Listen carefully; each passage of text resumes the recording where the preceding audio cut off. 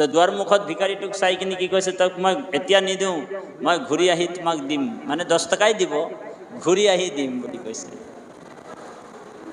সেইটো লাক্সাৰি কাৰ লৈ গৈছে। তো ভিকাৰীটো মানে কম নহয়। ভিকাৰীটোৱে কৈছে, তইনো কনচা বোলে মোতকে বোলে ওপৰত আছ, তইতো বোলে মোতকৈও ডাঙৰ ভিকাৰী বোলে। অ হৰি অ ৰাম, বোলে কিয়? বোলে তইতো বোলে ভগৱানৰ ওচৰত খুজিবলৈতো গৈছ, হয় নে বাৰু? তইতো ভগৱানৰ ওচৰত কি কাৰণে গৈছ? বোলে খুজিবলৈ গৈছ। তো মোতকৈ ডাঙৰ ভিকাৰী তই যেনিবা, মই তোতকে অলপ সৰু ভিকাৰী, ভিকাৰীতো তইও, হয় নে বাৰু? গতিকে আমি জীৱনভৰ আমি খুজিয়ে আছো।